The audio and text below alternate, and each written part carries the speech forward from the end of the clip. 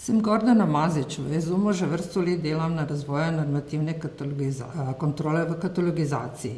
Danes bi vam rada predstavila idejno zasnovo in rezultate preliminarne analize, ki smo opravili v okviru naloge kreiranja normativnih zapisov za dela v sistemu COBISS. V COBISSu si prizadevamo, da bi uporabnikom nudili čim več informacij, tudi ko bibliografske informacije nastajajo v duhu opisne katalogizacije, torej delo po delo in brez medsebojnih odnosov se trudimo postaviti povezave med njimi in znotraj njih. Tako imamo na primer v COBISS Plus fasete in tudi izdaje in prevode. In če nam grupiranje bibliografskih podatkov nudi tako kompleksne informacije, zakaj potem potrebujemo normativne zapise? Kratek odgovor je, normativni zapisi za delo so kot puzle, počasi gradijo veliko sliko o delih. Poglejmo o tem nekoliko bolj podrobno. Normativni zapisi za delo postavljajo intelektualne in umetniške vsebine na najvišjo raven abstrakcije, opisujejo jih z naslovom in avtorjem, pa tudi z njihovimi najpomembnejšimi karakteristikami. Preko normativnih zapisov bomo izvedli, koliko je bilo različnih prevodov nekega dela, kdo so bili prevajalci, kdaj in pri kateremu založniku je šel prvi prevod. Izvedli bomo tudi, katero delo mu je služilo kot navdih, kdo je na primer ustvaril kakšno glasbeno priredbo, kdo je bil prvi, ki si je delo izmislil in kdo ga je uveljavil v nekateri znani obliki. Vsekakor za kompleksne informacije potreben je kompleksni sistem normativnih zapisov za dela, morda takšen, kot ga opisuje IFLA-LRM. Seveda pa IFLA-LRM ni edini mogoči koncept, na katerega se lahko naslonimo pri izgradnji modela normativnih zapisov za dela. Da bi lahko izbrali najustreznejši koncept za sistem COBISS, smo se odločili, da projekt začnemo s preliminarno analizo bibliografskih zapisov in formatov kot ključnih elementov za modeliranje bodočih normativnih zapisov za dela. Z analizo bi ugotovili, ali lahko te zapise sploh uskladimo z modelom IFLA-LRM, so naši bibliografski zapisi ustrezni in ali nam zadostuje Unimark Authorities. V sistemu COBISS imamo že nekaj časa normativne zapise za tako imenovane agente, torej avtorje in korporacije. Kaj nam ponuja model IFLA-LRM pri modeliranju normativnih zapisov za dela? Daje nam definicije. Obe entiteti, delo in izrazna oblika, sta jasno definirani in popisani z vrsto atributov, ki se pripisujejo eni ali drugi entiteti. Model prav tako jasno definira odnose, ki so določeni in poimenovani med izbranimi entitetami. Na podlagi tega smo določili minimalno število podatkov, ki so potrebni za opis dela in izrazne oblike v normativnih zapisih.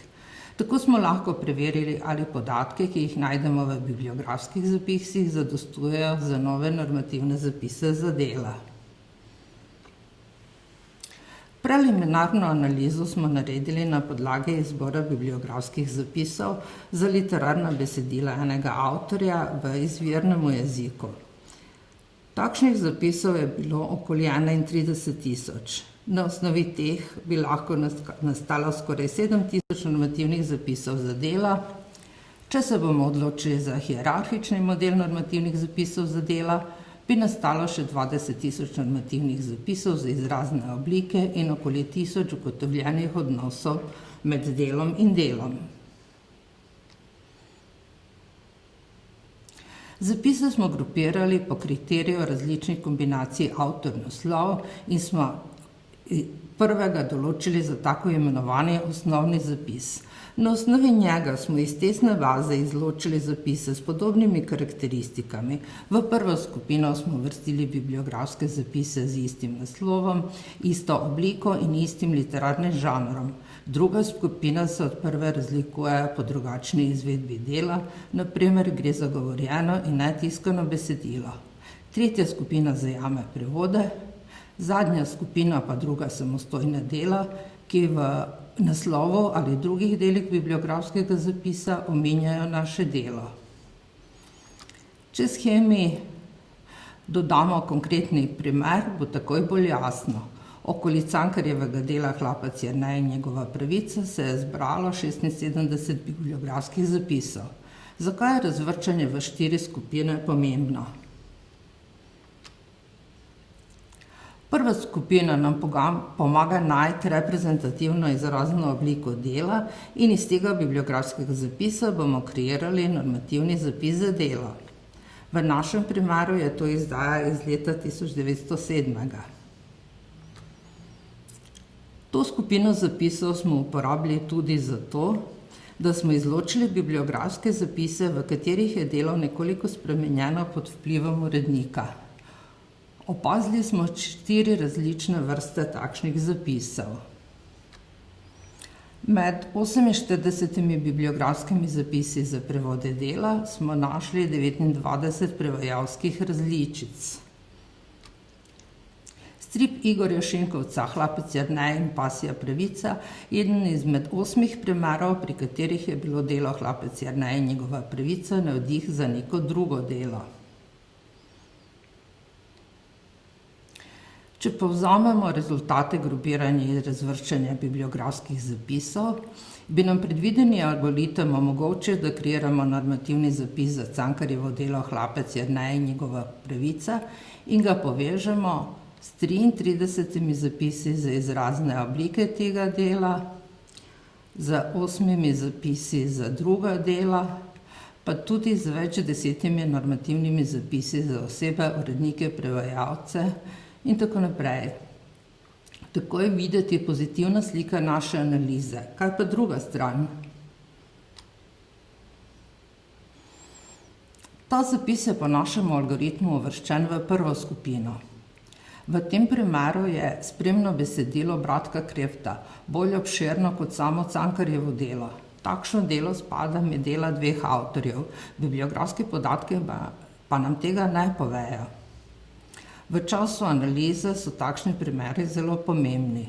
Prav zaradi tega primera smo začeli preverjati še en atribut in je to obseg besedila. Nagibamo se k temu, da bi velika odstopanja izključili iz grupiranja. Po opravljeni analizi pa se nam porajajo še druga vprašanja. Je najstarejši bibliografski zapis za delo v izvirnem obliku res reprezentativna izrazna oblika?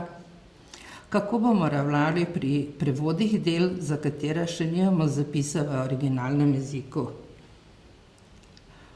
Takšnih vprašanj je še več, se bomo pri teh 2 ustavili. Lažji del naloge je bila analiza formata Unimark za normativne podatke. V njem bomo brez dvoma našli podporo za normativne zapise za dela. Unimark se je že pred 10 leti začel usklajevati z družino standardov FR, zadnja leta pa še dodatno se dopolnjuje pod vplivom RDA. Naša analiza je pokazala, da bi selekcijo po nekoliko zahtevnejših kriterijih lahko realizirali hierarhični model normativnih zapisov za dela in izrazne oblike. Alternativa modelu IFLA-LRM so normativni zapisi za anonimna in avtorska dela, s katerimi bi povezali zapise za različne izdaje istega dela. Model je lažje izvesti, vendar prinaša manj informacij o delu. Preliminarna analiza je tudi pokazala, da moramo inicialne normativne zapise kreirati postopoma za skupine bibliografskih zapisov, ki jo povezuje sorodna vsebina, oblika in bibliografski status. Na koncu bi še pripomnila, da se popolnoma zavedamo, da te zapise kreiramo v okolju, kjer ni postavljenih jasnih katalogizacijskih pravil za to področje. Kljub tem pa si lahko pomagamo s pravili za določanje avtorstva iz priročnika Eve Verone, z mednarodno prakso pri projektu VIAF, z Unimarkom in pa tudi z RDA. Zahvaljujem se vam na pozornosti. Če vas ta tema zanima, pa vas vabim, da o tem še dodatno podebatiramo.